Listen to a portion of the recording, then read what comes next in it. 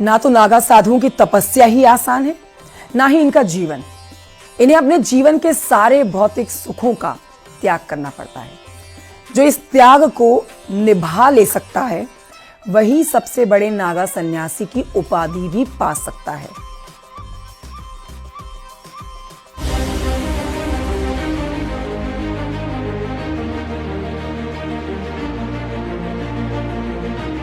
कठिन तप होता है, हर कोई नागा सन्यासी भी नहीं बनता। भय का भूत है, भय नहीं तो भूत नहीं। न सांसारिक सुखों की चिंता, न पारिवारिक मोह, न कुदरत की विपत्तियों का भय। जब कड़ाके की सर्दी हमारे और आपके लिए चुनौती बनी होती है, तब उसी भयानक सर्दी में नागा साधु अपने चट्टानी हौसलों से दुनिया को चकित कर देते हैं। कि वहाँ क्षेत्र के वातावरण में, वायुमंडल में विचरण हो जाओगे तो आपको सब सहन करने की ताकत। सुबह 4 बजे उठने की दिनचर्या, हवन, पूजा, योग, साधना, नौली क्रिया और जीवन यापन के लिए भिक्षा, ये सब कुछ एक नागा साधु के जीवन का हिस्सा है और इसे निभाने के लिए मजबूरियों की कोई दीवार आड़े नहीं आती। नागा साधु बनना तो बहुत कठिन होता है। लेकिन आजकल नकली तो बहुत बन जाते हैं, लेकिन परंपराओं को निभा नहीं पाते हैं। अच्छा, इसलिए ये कठिन तप होता है, हर कोई नागा सन्यासी भी नहीं बनता है। मनमुखी बहुत हो जाते हैं। क्या त्याग और तपस्या करनी पड़ती है नागा साधु बनने के लिए? नागा साधु को हर चीज की त्याग तपस्या करना पड़ता है। नागा साधु बनने की अंतिम और सबसे महत्वपूर्ण प्रक्रिया महाकुंभ में ही होती है। यही साधक अंतिम दीक्षा लेते हैं, वस्त्रों का त्याग करते हैं और नागा साधु के जीवन का प्रण लेते हैं। घर परिवार का तो त्याग ही कर चुके हैं, घर परिवार से क्या मोह। अच्छा, सबका पिंडदान कर दिया जाता है। किसी ने सिर्फ गुरु परंपरा से ही हमारा मतलब है। जिन 4 जगहों पर कुंभ का आयोजन होता है, उन्हीं के आधार पर नामकरण भी किया जाता है। जैसे प्रयागराज में नागा की उपाधि दी जाती है, हरिद्वार में बर्फानी नागा की, उज्जैन में खूनी नागा और नासिक में खिचड़िया नागा की।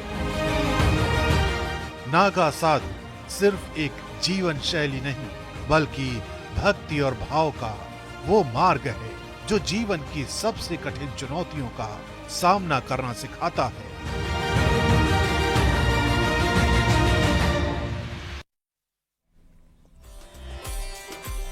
महाकुंभ का ये नागा लोक हम जितना समझ सकते हैं उससे कहीं ज्यादा रहस्यमयी है।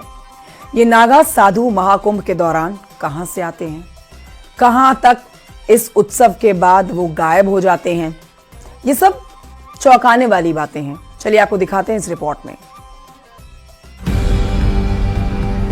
ध्यान मूलम गुरुमूर्ति पूजा मूलम गुरुपदम मंत्र मूलम गुरुर्वाक्ये मोक्ष मूलम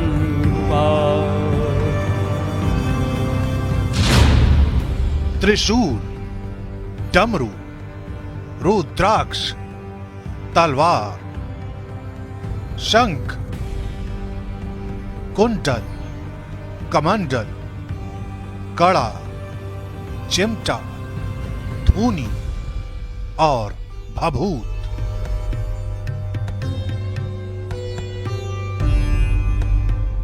एक नागा साधु के जीवन का यही श्रृंगार है।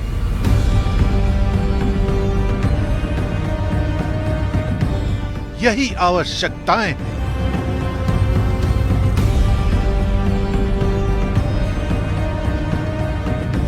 और यही दिनचर्या का हिस्सा है। भक्ति के अनंत सागर में डूबे इन साधुओं के जीवन को न तो कोई लालच विचलित कर सकता है और न ही कोई दूसरा कष्ट। 45 किलो रुद्राक्ष धारण करने वाले नागा साधु के जीवन को आम जीवन से आंकिए और महसूस कीजिए कि त्याग और तपस्या की शक्ति क्या होती है।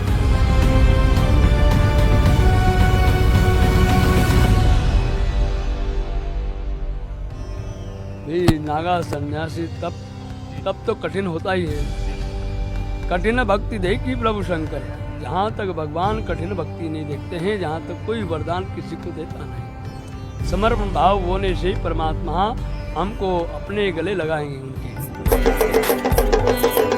कंदराओं और दुर्गम जगहों में अपना जीवन बिताने वाले इन नागा साधुओं के लिए महाकुंभ का उत्सव दुनिया के हर उत्सव से ऊपर है। ये त्याग और तप का ऐसा शिखर है जहां जीवन के मायने बदल जाते हैं। यही वजह है कि श्रद्धा और भक्ति का भाव लिए जो भी इनकी साधना के द्वार तक पहुंचता है, वो इनके तप और त्याग को देखकर दंग रह जाता है। हमने देखी तो उनको पहली बार ही है। अच्छा। और मन में कुछ ऐसा कुछ भी नहीं होता है, पर बस आशीर्वाद लेना है, ऐसा होता है एक भक्ति के हिसाब से। नागा साधु बनने का मुख्य उद्देश्य सांसारिक मोह माया से मुक्त होकर ईश्वर की साधना करना और आत्मा की शुद्धि प्राप्त करना है। सनातन धर्म में इनका जीवन तप और त्याग का प्रतीक है, जो समाज को सादगी, समर्पण और अनुशासन का पाठ पढ़ाता है।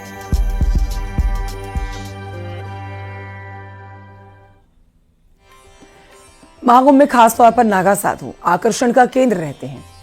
अब देखिए, इसकी वजह है उनकी जीवन शैली, उनका पहनावा और उनकी भक्ति। वैसे तो नागा साधुओं के पास आध्यात्मिक शक्ति और भक्ति के अलावा कुछ नहीं होता, क्योंकि नागा का अर्थ ही खाली होता है।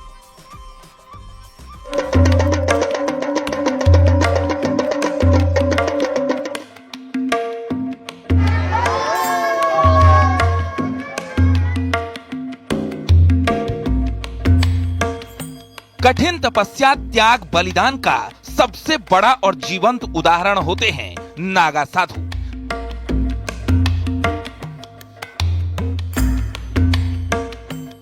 नागा साधुओं का जीवन अन्य साधुओं की तुलना में सबसे कठिन माना जाता है। उनका संबंध शैव परंपरा की स्थापना से जुड़ा हुआ है।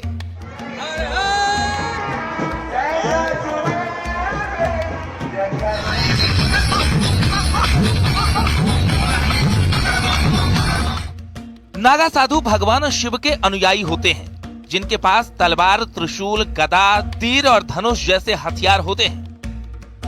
नागा साधुओं को अक्सर महाकुंभ, अर्धकुंभ या सिंहस्थ कुंभ में देखा जाता है। आदि गुरु शंकराचार्य ने सनातन धर्म की रक्षा के लिए केवल साधारण सैनिक नहीं, बल्कि वैदिक सैनिक तैयार किए। ऐसे सैनिकों का एक संगठन बनाया गया, जिनके पास धर्म के अलावा कोई और विरासत नहीं थी। उनके एक हाथ में वेद, गीता, उपनिषद और पुराण थे, तो दूसरे हाथ में भाला, तलवार और कृपाण। आदि गुरु शंकराचार्य ने ऐसे साधु सैनिकों का एक संगठन बनाया, जो साधु भी थे और सैनिक भी। इन्हें ज्ञान देना और प्राण लेना दोनों का अभ्यास था। इन्हीं योद्धा साधुओं को उन्होंने नागा नाम दिया।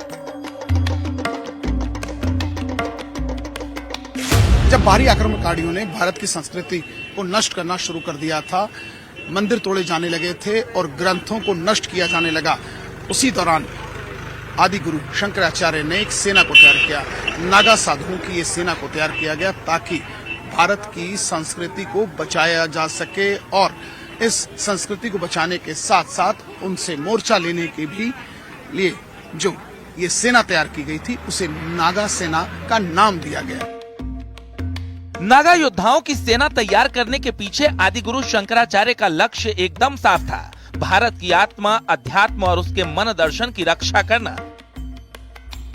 इस देश की सांस्कृतिक विरासत और उसकी पुरातन धरोहरों की रक्षा करना। उन्होंने नागाओं को बाहरी आक्रमण से उनके पवित्र धार्मिक स्थलों, धार्मिक ग्रंथों और आध्यात्मिक ज्ञान की रक्षा की जिम्मेदारी सौंपी थी। आदिगुरु शंकराचार्य भारत के लोगों को ये संदेश देना चाहते थे कि जब तक एक हाथ में शास्त्र के साथ साथ दूसरे हाथ में शस्त्र न हो, तब तक धर्म की रक्षा नहीं की जा सकती। बाद में आदिगुरु शंकराचार्य ने अपने इस संदेश को भारत के कोने कोने में फैलाने और लोगों को अपनी संस्कृति, सभ्यता और धर्म की रक्षा की खातिर युद्ध भूमि में उतरने के लिए प्रेरित करने के उद्देश्य से नागा साधुओं को भेजा था। आपके मन में यह सवाल जरूर उठता होगा कि आखिर नागा साधु कैसे बनते हैं। दरअसल नागा साधुओं का संबंध शैव परंपरा से है। सनातन परंपरा को आगे बढ़ाने और इसकी रक्षा करने के लिए अलग अलग सन्यासी अखाड़ों में महाकुंभ के दौरान नागा साधु बनाने की प्रक्रिया अपनाई जाती है। भारत में नागा साधुओं का इतिहास बहुत पुराना है, लेकिन आज भी इनका जीवन आम लोगों के लिए एक रहस्य की तरह होता है।